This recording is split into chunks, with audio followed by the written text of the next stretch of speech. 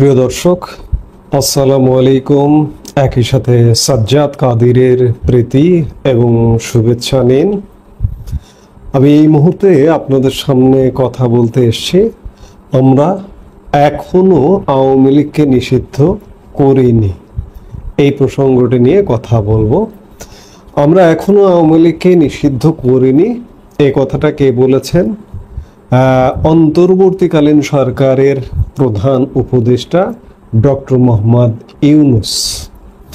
আপনারা জানেন যে অতি সম্প্রতি ডক্টর মোহাম্মদ ইউনূস যুক্তরাজ্য সফর করেছেন এবং এই সফরের সময় বিবিসিকে দেওয়া এক সাক্ষাৎকারে তিনি দেশের রাজনীতি, সংস্কার, নির্বাচন ও রোহিঙ্গা সমস্যা সহ বিভিন্ন বিষয়ে কথা বলেছেন।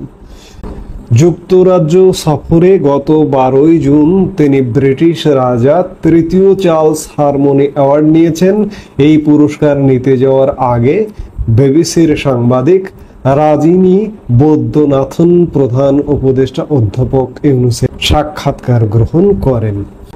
এই সাক্ষাৎকারে ডক্টর মোহাম্মদ ইউনূসকে রোহিঙ্গা বিষয়ক প্রশ্ন করা হয় এবং আওয়ামী লীগ নিয়ে প্রশ্ন করা হয়।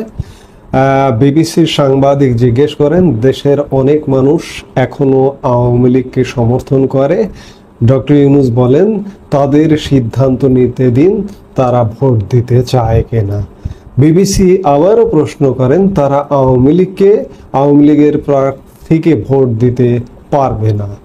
ডক্টর ইউনূস বলেন, যতক্ষণ পর্যন্ত তারা ভোটার, তাদের ভোট দেওয়ার স্বাধীনতা আছে। বিবিসি আবারও প্রশ্ন করেন, কিন্তু আওয়ামী লীগের প্রার্থীকে নয়, যদি না আওয়ামী লীগকে অংশগ্রহণ করতে দেওয়া হয়। ডক্টর ইউনূস আবারও বলেন, আমরা এখনো আওয়ামী লীগকে নিষিদ্ধ করিনি। বিবিসি আবারও প্রশ্ন করেন যে তাহলে আপনি বলছেন তারা আগামী নির্বাচনে অংশ নিতে পারবে?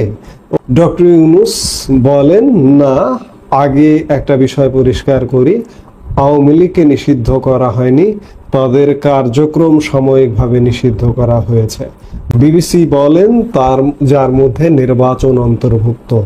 ডক্টর ইউনূস বলেন, সাময়িকভাবে নির্বাচনে তারা থাকবে কিনা সেটা নির্বাচন কমিশনের সিদ্ধান্তের ওপর নির্ভর করছে।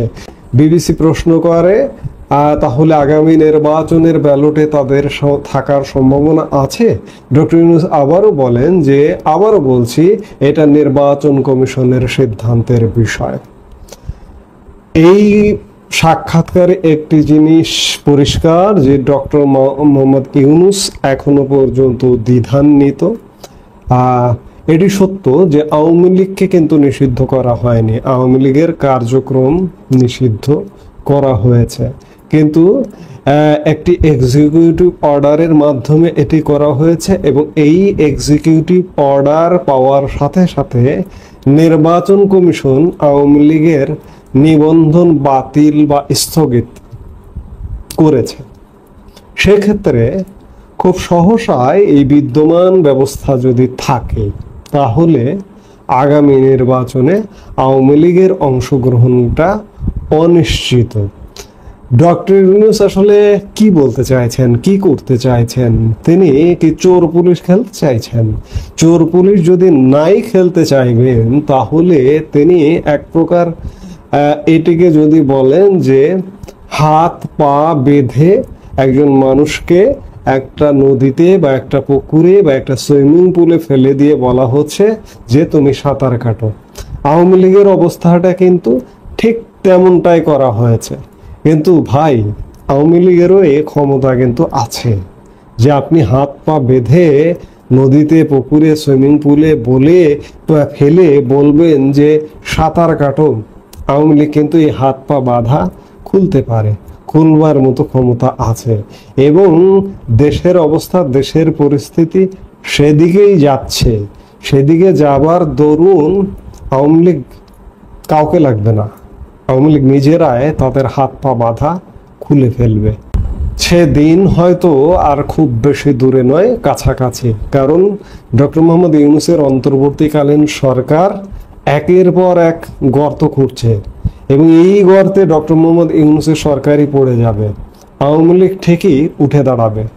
আর doctor Mohammad Yunus swimming pool, পুকুর বা নদী তো দূরের কথা, একটা চোরা বালিতে আটকে যাবে, একটা গর্তে পড়ে যাবে।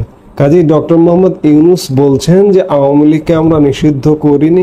ইটস ট্রু, আওয়ামী লীগকে নিষিদ্ধ করেননি, আওয়ামী লীগের কার্যক্রমকে নিষিদ্ধ করেছেন।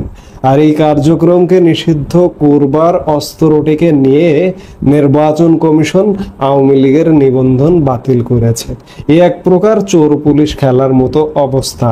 এই অবস্থা থাকবে না, এই অবস্থার অবসান ঘটবে।